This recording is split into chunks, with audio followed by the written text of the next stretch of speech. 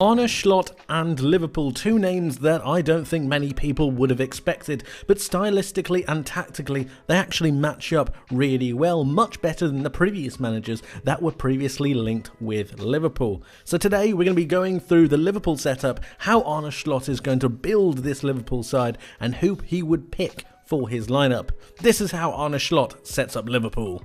Approach is inspired by the Dutch philosophy of total football, the ability for any player to play in any position and be comfortable. It's in this that he utilises a 4-2-3-1 formation, favouring a double pivot in midfield to really control the football. It's through this that he progresses the ball into the more attacking areas of the pitch, asking his wingers to tuck infield and be closer to the main striker, while also encouraging his fullbacks to come forward and make late overlaps. It's through this dynamic play that he's able to get his players further up the pitch, but still maintaining possession and aggression the higher up they go. It's through this that high turnovers are then created, which allows them to then recycle possession and get shots on goal more frequently. It's through this tactical style and aggressive approach that I think could really lend itself to Liverpool's squad currently. When you think of the way that Liverpool play and the aggressive nature that Jurgen Klopp has instilled in this Liverpool side, it's not too dissimilar to the way that Arne Slot is actually utilising his tactics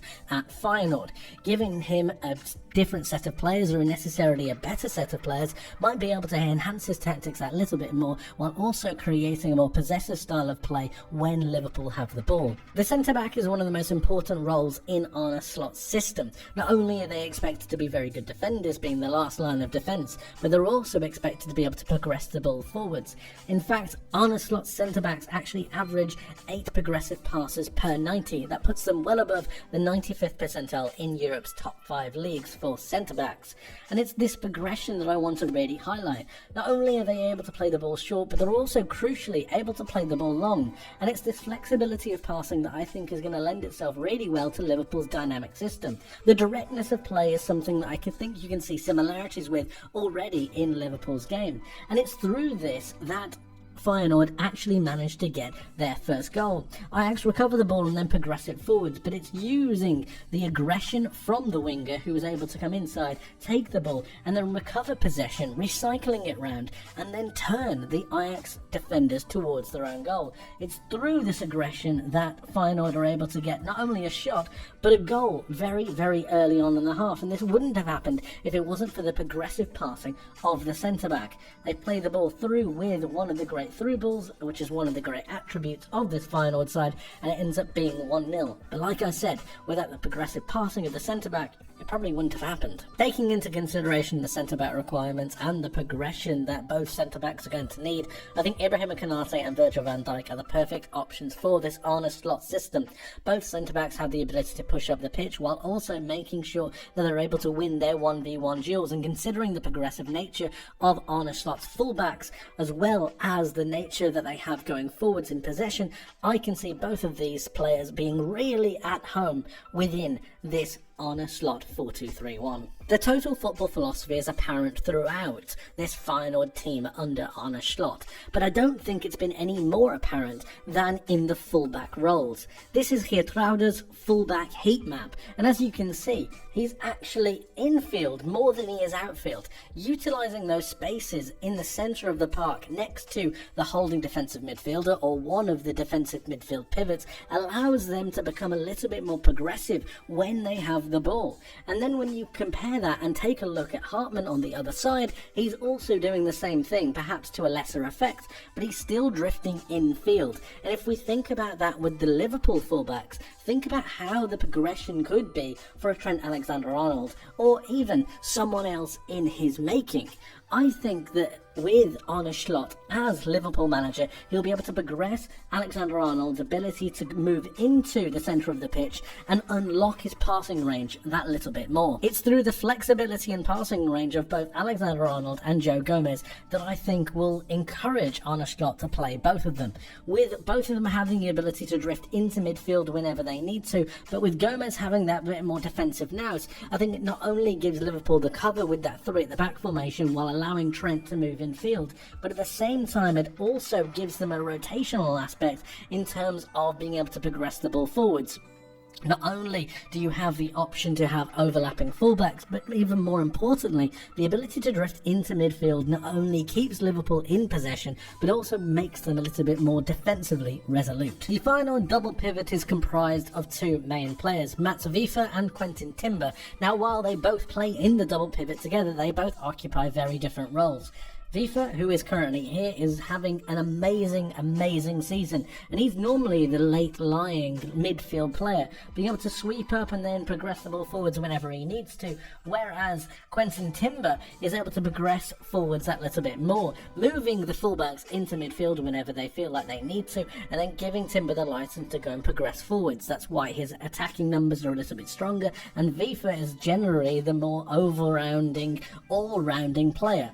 The ability to be able to have that duality in midfield not only gives Feyenoord a steal towards the back end of the pitch, but also gives them the flexibility to be able to progress players forwards. Running with the theme of duality in this Liverpool setup, I think Endo and McAllister have the right blend and balance of steal and creativity. Endo being able to drop more into a midfield pivot while allowing McAllister to progress the ball forwards whenever he needs to is something that I think can really lend itself well to this Liverpool midfield. And then you're talking about moving McAllister forward, Endo staying there and Trent moving inside. It's then the rotation of these players to give them the freedom to play in several different positions. Endo then has a partner in midfield while also allowing McAllister to go and progress the ball with his other teammates. And then we'll talk about the more creative aspects once we get to the more further lines of the pitch. Alexander-Arnold moving into midfield seems like a more sensible solution, and in this total football philosophy scenario, I can see him doing it more often than not. Feyenoord's wingers are dynamic, aggressive, and move quite centrally in comparison to a number of other teams. It's through this central component that gets them closer towards goal, while also maintaining pressure within the centre of the park. They're less of out-and-out wide wingers and more inside forwards, and it's through this dynamism and aggression that they get another goal. Minter is going to be closing down one of the Ajax players, and it's through this aggression that's going to turn the ball over once more and allow Feyenoord to progress the ball down the line. It then gets recycled and passed down the line for a pass towards the area.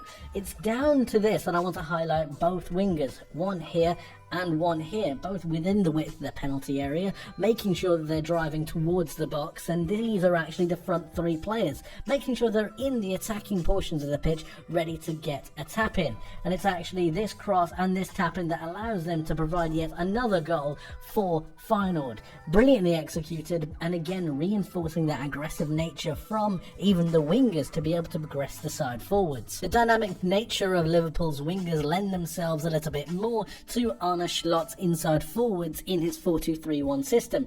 Diaz and Salah making those runs from out to in not only creates havoc for the opposition defenders, but it also enables them to make interplay between the midfielders and themselves, driving in towards the box and then bypassing the striker to allow for late side blindside runs is something that can really be improved on in this Liverpool setup. Not to mention the aggressive nature of the way that both wingers could play. Diaz, I think, is a sensational player with a great work ethic. Occasionally I find him out on the wide areas a little bit too much, and I'd like him to come infield. In this Arne Slot system, I can see him drifting more and more infield and making sure he's getting into the box for those late runs and crosses. Mo Salah, we know all about him. He's quality on and off the ball. He's recently become a little bit more of a creator, so it might be that he moves a little bit further infield, swapping with the central attacking midfielder at times and really creating that rotation through the centre of the park. It's through these centre dynamics, I think, that Liverpool can really utilise their wingers and then get them closer to goal. Their most dangerous aspect is arguably their pace and their transition, and getting them further up the pitch while overloads and turnovers are a frequent point of their attack. I can only see Liverpool getting more and more goals with this system. Santiago Jimenez is Feyenoord's out-and-out goal scorer, and with 26 goal contributions in 29 games, I think he's doing a pretty good job. 21 goals is nothing to sniff at, and when you look at his XG, he's actually pretty much bang on.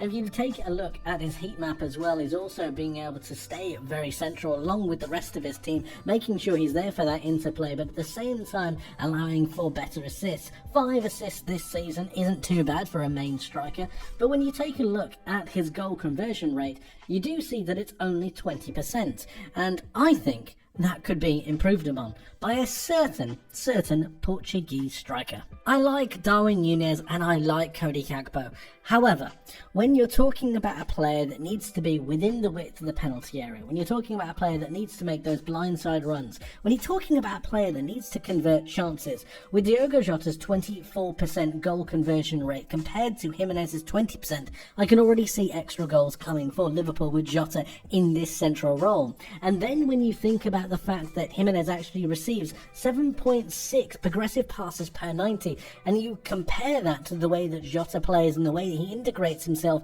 into this Liverpool system, goals galore should be the end result. And when you think that you've got Diaz and Salah closer to Jota and able to play 1-2s with the ability to really run him beyond, but at the same time really occupy and create different avenues of space, Jota, I think, will absolutely thrive. There's no reason why you can't have some rotation in the squad, and I think that Núñez eventually will grow into his role.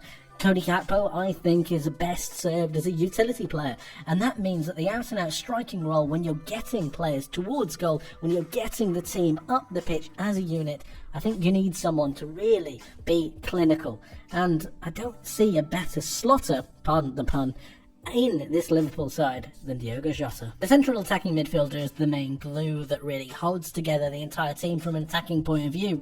You have the main defensive double pivot, you have them with the ability to go forwards, but it's the attacking midfielder that's going to be able to link the striker, link with the two wingers and the main midfield. So we're going to take this look as a scenario here. We've got the two midfield double pivots here. Ajax are about to try and clear the ball. It's going to be recovered right here by one of the midfield double pivots. It's going to be pushed over to Jimenez, who's going to be able to chest the ball to Feyenoord's attacking midfielder in Calvin Stengs, who's going to be able to pick up the ball and then drive it forwards. And I just want to showcase the real dynamics of this side and the way that it could work together in such a tight-knit scenario. So the ball gets chested down by Jimenez.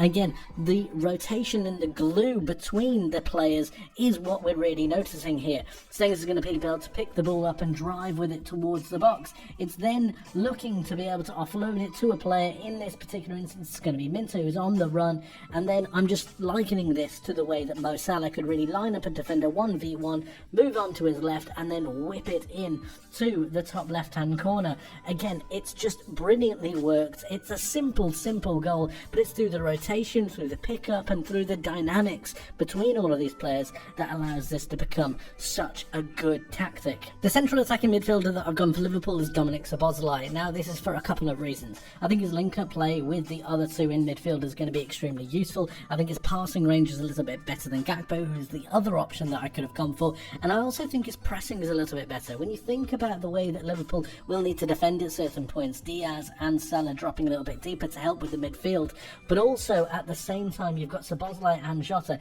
and it's Szoboszlai's pressing ability that I think is going to be really key and useful. Going back into a more attacking scenario, I can see Diaz and Salah really running off the likes of Szoboszlai a little bit more, Jota going a little bit further forwards. You've got the ability for McAllister to go forwards and link with Szoboszlai, Diaz and Salah holding that width, while also Trent coming into midfield. And all of a sudden you've got a number of rotations that you can have in this side. You've now got height, power and presence in the back three. You've got a good steal with Endo. You've got passing ability with Trent Alexander-Arnold in his ability to find Salah and Diaz in numerous scenarios. You can play the ball through into Jota, who could lay it off to Szoboszlai. And then you've got McAllister. The rotation is always there, and it's through the link and the glue that Dominic Szoboszlai could bring to this Liverpool side. And that is my interpretation of Arne Slot's setup for Liverpool. A mixture of experience with prowess and dynamism, an ability to really move into midfield when necessary with both fullbacks, the rotation for McAllister to be able to move forward with the steal of Endo, Diaz and Salah moving a little bit more centrally to get involved with the build-up play, and then you've got Dominic Szoboszlai being able to link up with both the midfield, the striker and the two wingers, while also maintaining that pressing game and having a player with the quality, strike power, and just real finesse and controlling ability of Diogo Jota. In my mind, this has the flexibility, it has the tactical awareness, and it's also got the dynamism within the group to be a real threat going forwards into the future. And trust me, it seems like a bright future for Liverpool. But of course, let me know your thoughts in the comment section below. I would love to hear from you guys, so please do get involved. How do you see Arne Slot setting up Liverpool, and do you think it's a good move? Would you take him as manager? Liverpool fans, get in the comments, get involved, and let me know. Thank you so much for watching. I hope you enjoyed, I hope you learned something new, and I hope to see you in the next one. But until then, my friends, take care.